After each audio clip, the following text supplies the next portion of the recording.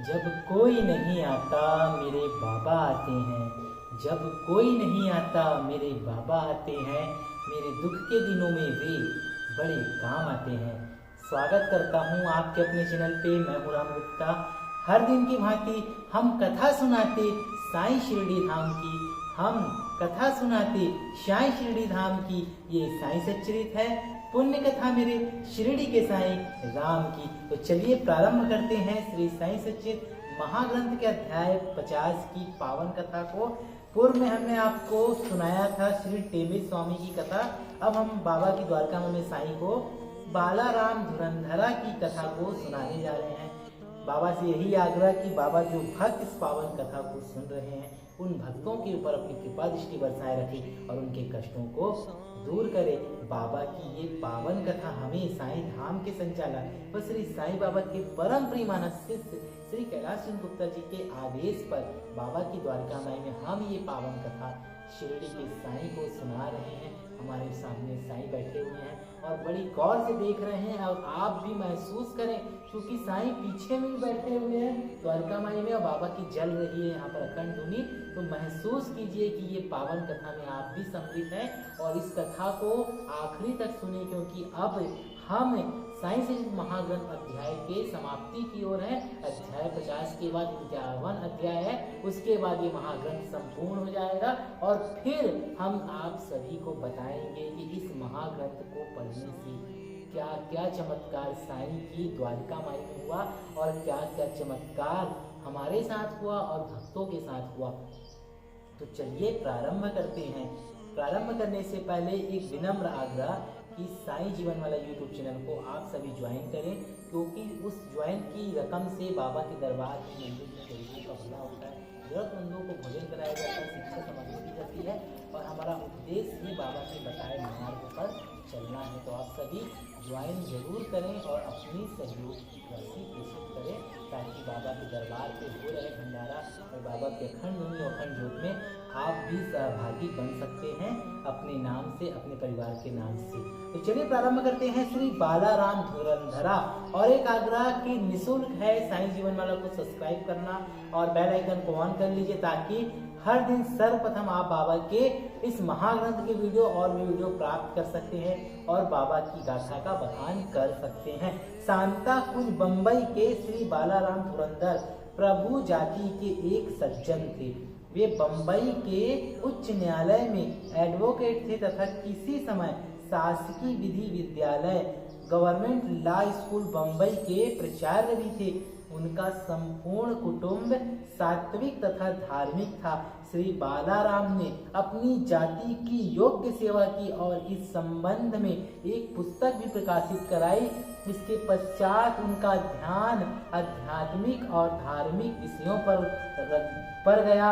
उन्होंने ध्यान पूर्वक गीता, उसकी टीका, ज्ञानेश्वरी तथा अन्य दार्शनिक ग्रंथों का अध्ययन किया और धार्मिक विषयों पर गया। उन्होंने ध्यान पूर्वक गीता, उसकी टीका, ज्ञानेश्वरी तथा अन्य दार्शनिक ग्रंथों का अध्ययन किया।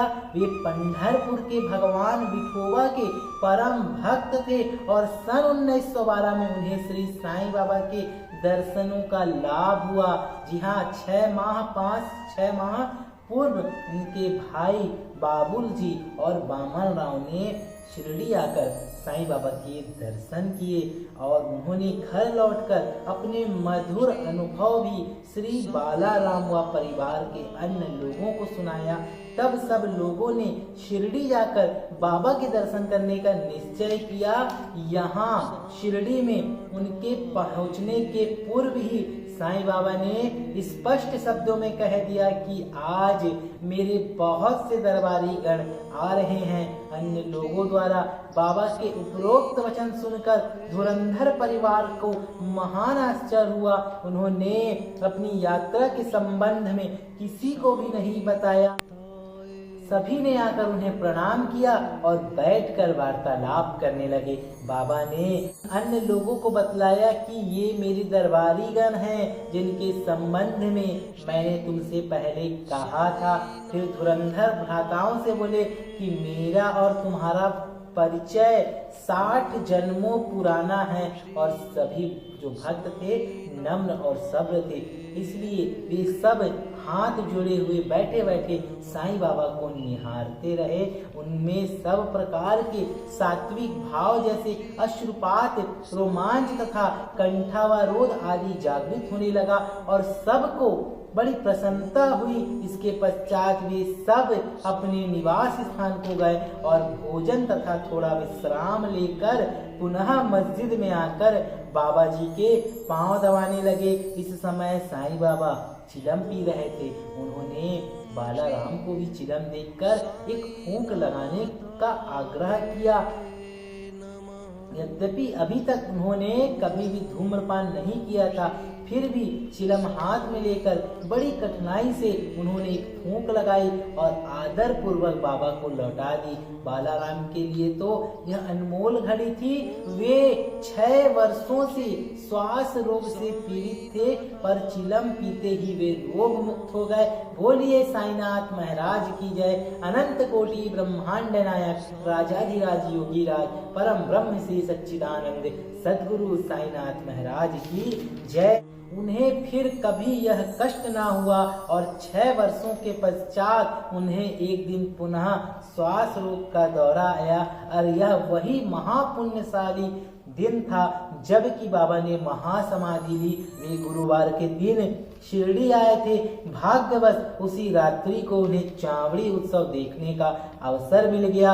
आरती के समय बालाराम को चावड़ी में बाबा का मुखमंडल भगवान पांडुरंग सरीखा दिखाई पड़ा और दूसरे दिन कांकड़ आरती के समय उन्हें बाबा के मुखमंडल की प्रभा पुनः परम इष्ट भगवान पांडुरंग के सदृश ही दिखाई दी। श्री बालाराम धुरंधर ने मराठी में महाराष्ट्र के महान संत तुकाराम का जीवन चरित्र लिखा है, परंतु खेद है कि पुस्तक प्रकाशित होने तक वे जीवित न रह सके। उनके बंधुओं ने इस पुस्तक को सन 1928 में प्रकाशित कराया और इस पुस्तक के प्रारंभ में पृष्ठ 6 पर उनकी जीवनी से संबंधित एक परिच्छेद में उनकी शिरडी यात्रा का पूरा वर्णन है। श्री सद्गुरु साईनाथ प्रणमस्तु शुभम भवतु। प्रकृते क्रियामणि गुणे कर्माणि सर्वस् अहंकार विमूढ़ात्मा कथामर्थ मन्यते तस्मादसक्ता सततम कार्य कर्म समाचार असक्तो हचार कर्म परमानोति पुरुषः। गीता का श्लोक है। तो श्री साईं सचित महाग्रंथ के पावन अध्याय 50 की ये पावन कथा संपूर्ण हुई। बोलिए साईनाथ महाराज की जय। अब हम साईं सचित के महाग्रंथ अध्याय 51 की पावन कथा अगले वीडियो में संपूर्ण कर इस महाग्रंथ को संपूर्ण करेंगे और बाबा से आशीर्वाद मांगेंगे और बाबा से प्रार्थना करेंगे कि इस महाग्रंथ को पढ़ने के बाद बाबा सब पे शक्ति दे, सबके कष्टों को दूर करे। एक और आग्रह कि आप सभी हाथ जोड़ लीजिए। जो भी भक्त इस महाग्रंथ को अभी सुन रहा है, बाबा उन सब पे अपनी कृपा दृष्टि बरसाए, उनके कष्टों को दूर करे।